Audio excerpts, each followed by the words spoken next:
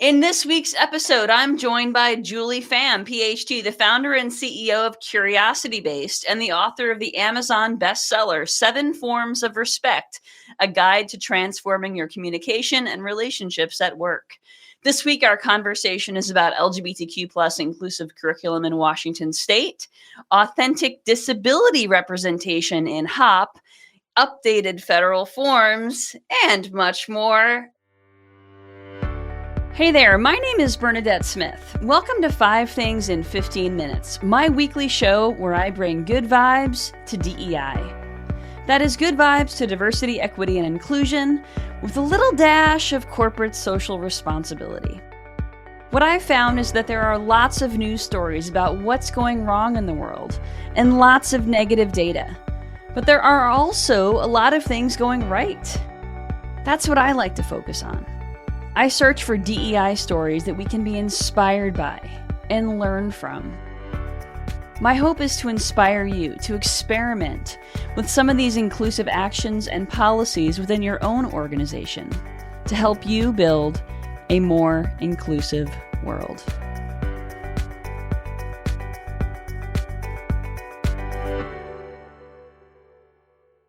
Julie, welcome to the show. Thank you so much for joining. Bernadette, thank you so much for inviting me. I'm looking forward to this conversation. Why don't you just tell folks a little bit about yourself? Yes, so I'm based in Seattle, Washington. I founded Curiosity Base in the middle of the pandemic in 2021. So we're going into our 4th year. And we help organizations who want to invest in relationship building and practicing curiosity at work. Awesome. That's fantastic. Well, talk a little bit about your book. I love the title. So tell folks a little bit about sort of the thesis Yes. of your book. So 7 forms of respect. If you are familiar with the 5 love languages, you can kind of think about it a bit that way, that we can agree on how respect feels to be acknowledged, seen, heard. Yeah. And yet what we disagree about is, what does it look like? Bernadette, what does it look like to you versus what does it look like to me? Do you want me to CC you on all the emails or not? Right. Do you want me to do all the prep work, or it doesn't really matter? That's just optional. And so how we think about respect can differ. And yet we talk about respect as if it's fixed and universal. People just say, oh, be respectful. And we actually think of respect as dynamic, relative, subjective, and also contradictory. Oh, interesting. Tell me a little bit more about what contradictory respect is. Bernadette, do you always do everything that you say you will? No, I try to, but realistically, no. Right. And that's what makes it contradictory, because we as humans are contradictory. And it just helps us explain, oh, this is why I'm doing what I'm doing right now, because respect is actually the way that we express it and expect to get it.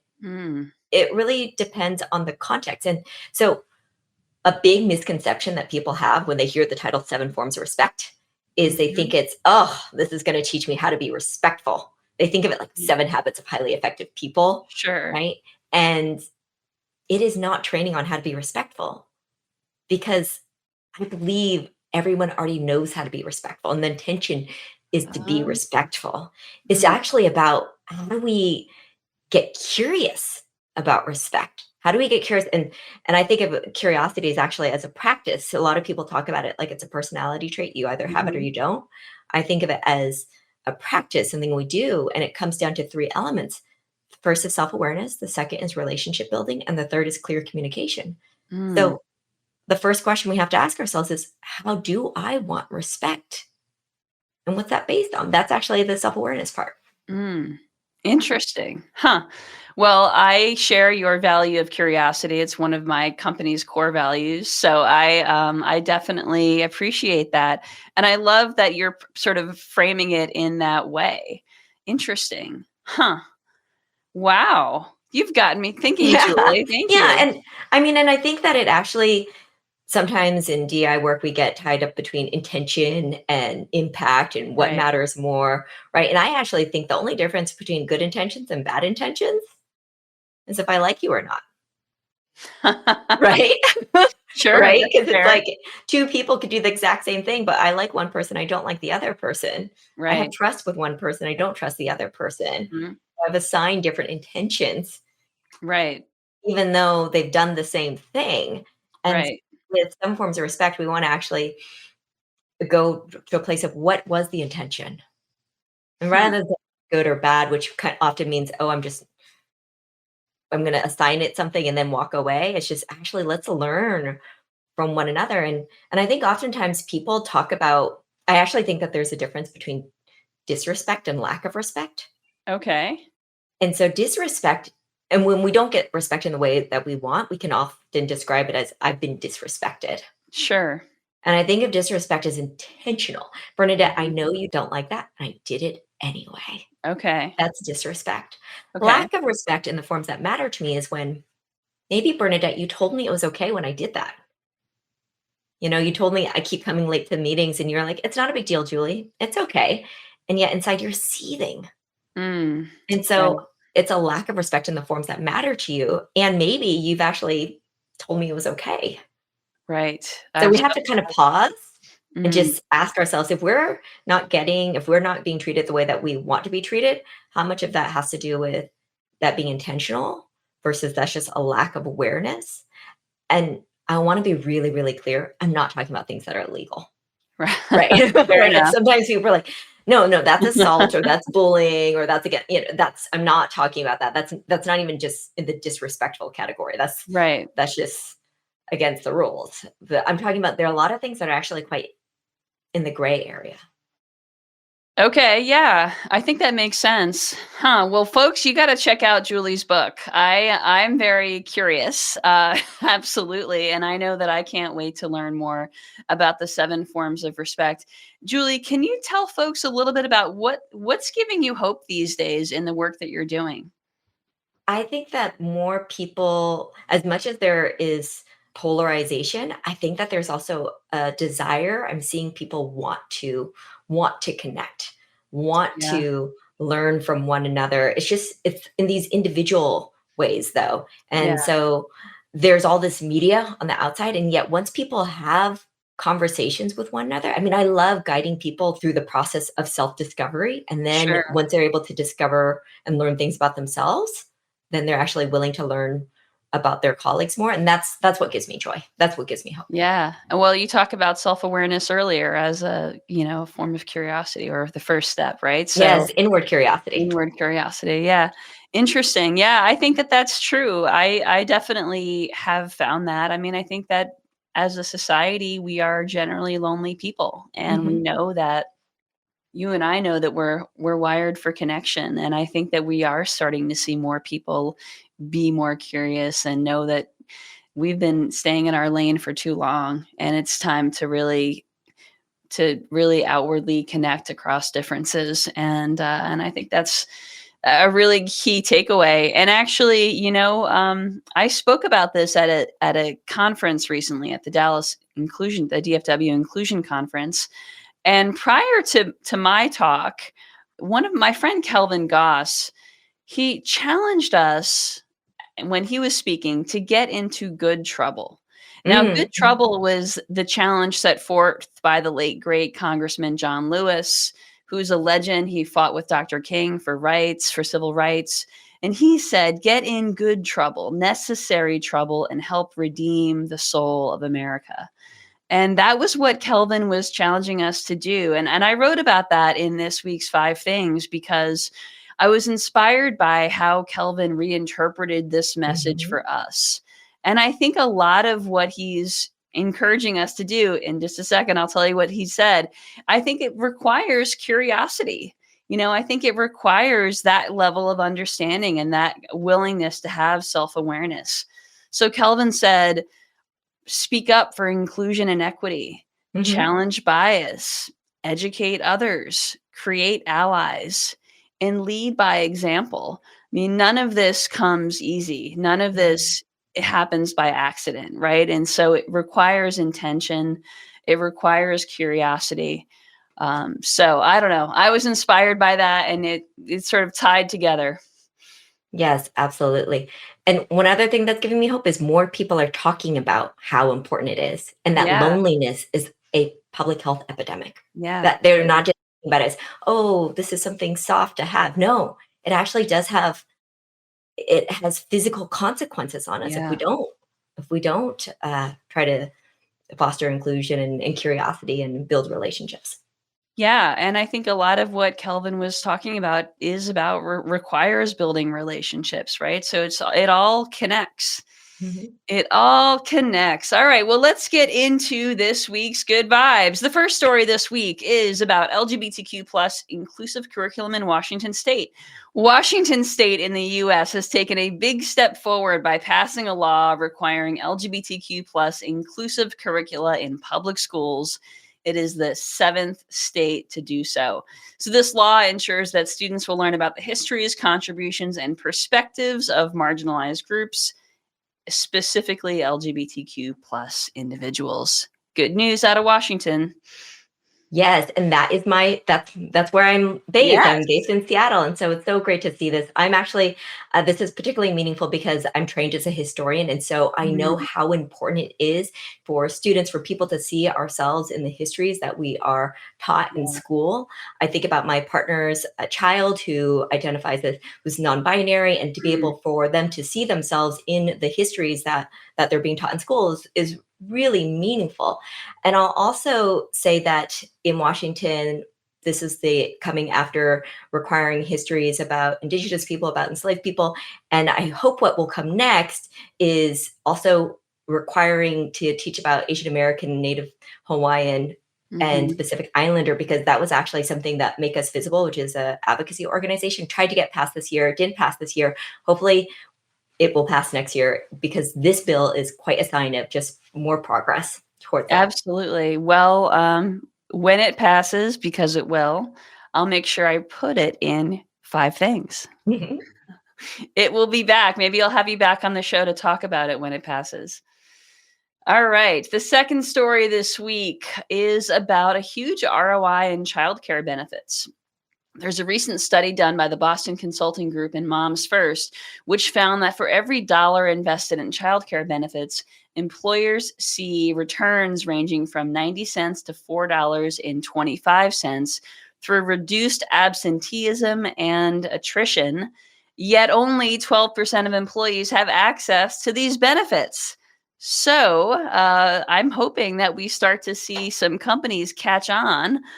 Some of the companies mentioned in the story were UPS, Etsy, and Steamboat that are doing some really great things where they're seeing this ROI. I'm really encouraged to see that these companies are making the investment, and also they're doing the study, that this study has Yeah. come out, because this really speaks to the business community. And yet I also think it shouldn't be private companies' responsibilities to do this. I mean, we actually need to have a much more Yeah. national effort. The how much money people have to spend on childcare and where the US spends compared to the rest of the world. I think I read a stat, rich countries spend about 14,000, the US spends $500 Ah, a year. And so insane. and this is, I mean, I don't have children, and yet I feel we need to be investing in the future workforce. This isn't just about productivity and lack of reducing absences today. This is about investing in the workforce for tomorrow. So I'm really hopeful, and I also think there's so much room for more.